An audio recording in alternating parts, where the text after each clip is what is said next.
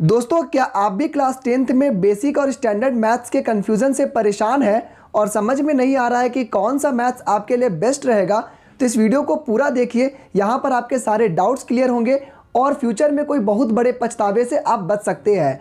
तो यहाँ पर सीबीएसई ने 2021 के बोर्ड एग्जामिनेशन के लिए क्लास 10th का एग्जामिनेशन फॉर्म रिलीज़ कर दिया है। और सबसे बड़ी बात कि आपको इस फॉर्म में बेसिक और स्टैंडर्ड मैथ्स का चुनाव करना है। ये सबसे बड़ा कन्फ्यूज़न होता है, दोनों में बेसिकली डिफरेंस क्या होते हैं, दोनों में सबसे अच्छा कौन होगा, इन सभी चीज़ों में आज हम डिस्कस करेंगे। तो इस वीडियो को बिल्कुल पूरा देखिएगा। सबसे पहले हम बात करते हैं कि इस फॉर्म में आपको कौन सी गलतियां नहीं करनी है। तो इसमें आपको एक बात का ध्यान रखना है कि जो भी चीज़ आप लिखते हैं उसका स्पेलिंग आपको बिल्कुल भी मिस्टेक नहीं करना है, क्योंकि यही रिजल्ट आपको फ्यूचर में हर मोड़ पर काम आएंगे। आपके एग्जामिनेशन में काम आएंगे, आपके रिजल्ट में काम आएंगे, आपके जॉब एप्लीकेशन में काम आएंगे। तो हर मोड़ पर क्लास 10th का रिजल्ट काम आता है। तो आपको ध्यान रखना है कि आपका date of birth, spelling mistake नहीं होना चाहिए और आपको सब्जेक्ट सही से फिल करना है।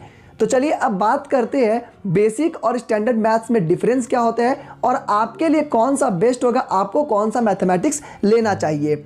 देखिए, कुछ एक एक करके सवाल लेंगे और उसके आंसर मैं आपको एक एक करके सभी कुछ का बताता हूँ। सबसे पहला प्रश्न आता है कि क्या दोनों मैथमेटिक्स अलग अलग ही एग्जामिनेशन होता है?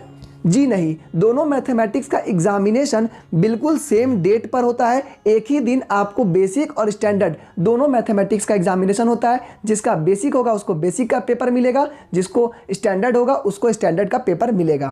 सेकेंड क्वेश्चन है कि क्या बेसिक और स्टैंडर्ड मैथ्स दोनों का सिलेबस सेम होता है? इसका आंसर है बिल्कुल, दोनों को का सिलेबस सेम होता है। दोनों को एनसीईआरटी का बुक पढ़ना है और एग्जाम्पलर बुक पढ़ना है, तो दोनों का सिलेबस बिल्कुल सेम होगा। थर्ड क्वेश्चन है दोनों के एग्जामिनेशन में क्या डिफरेंस होगा? तो यहाँ पर आपको बता दें, बेसिक का एग्जामिनेशन थोड़ा इजी होता है और स्टैंडर्ड एग्जामिनेशन आपको थोड़ा सा हार्ड देखने को मिलेगा। चौथा क्वेश्चन है कि क्या कोई ऐसा स्टूडेंट हो सकता है जो बेसिक और स्टैंडर्ड दोनों मैथ्स को ले सके? तो बिल्कुल नहीं, आपको कोई एक ही मैथ को चुनना है। या तो आप बेसिक लीजिए या तो आप स्टैंडर्ड लीजिए।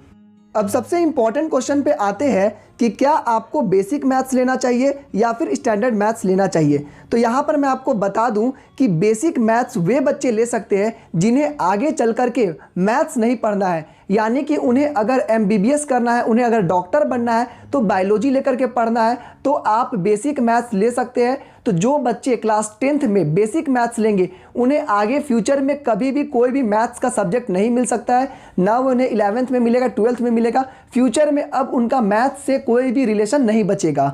और ऐसे बच्चे जो आगे चल कर के मैथ्स पढ़ना चाहते हैं, 11th में 12th में मैथ्स पढ़ना चाहते हैं या ग्रेजुएशन में उनको मैथ्स में अपना करियर बनाना है, इंजीनियरिंग करनी है, तो वैसे बच्चों को स्टैंडर्ड मैथ्स लेना चाहिए। क्योंकि वही बच्चे जो 10th में स्टैंडर्ड मैथ्स लेंगे वे आगे चल कर के मैथ्स को ऑप्ट कर सकते हैं, मैथ्स को वे पढ़ सकते हैं। तो यहाँ पर बेसिक डिफरेंस समझ में आ गया।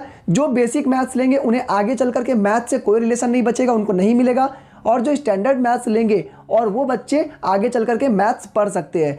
यहाँ पर मैं आपको एक और क्वेश्चन लेकर के बताऊंगा। इस क्वेश्चन पे पूछा जा रहा है कि क्या मैं अभी बेसिक मैथ्स लूँगा लेकिन आगे चल करके मुझे मैथ्स पढ़ने का मन किया, तो क्या मैं दोबारा स्टैंडर्ड मैथ्स दे सकता हूँ? तो जी हाँ, सीबीएसई में आपको एक और ऑप्शन मिलता है, यानी कि अगर आप क्लास 10th में बेसिक मैथ्स लेकर के एग्ज़ाम दे देते हैं, फिर आपको रियलाइज़ होता है कि मुझे इंजीनियरिंग करनी चाहिए, मुझे मैथ्स पढ़ना है, तो आपको एक और मौका मिलेगा जिसमें आप स्टैंडर्ड मैथ्स का एग्जामिनेशन देंगे और उसमें अगर पास होते हैं तभी आप आगे चल करके मैथ्स को ऑप्ट कर सकते हैं। तो यहाँ पर दोस्तों मैंने आपको कुछ बेसिक बातें बताई जो कि बेसिक और स्टैंडर्ड मैथ्स को लेकर के थी, जिसमें मैंने आपको सारे डाउट्स को क्लियर किया कि किसको बेसिक मैथ लेना चाहिए, किसको स्टैंडर्ड मैथ्स लेना चाहिए। अगर आपके मन में किसी तरह का कोई और भी डाउट बचा है तो बिना झिझक के आप कमेंट करके बताइए, मैं आपके सारे डाउट्स को क्लियर करूंगा। और अगर वीडियो पसंद आया तो लाइक करिए, चैनल को सब्सक्राइब करिए, क्योंकि यहाँ पर क्लास 10 से रिलेटेड बहुत ही अच्छी स्टडी मटेरियल्स आपको मिलते रहेंगी। आज के इस वीडियो में बस इतना ही। Thank you and have a nice day.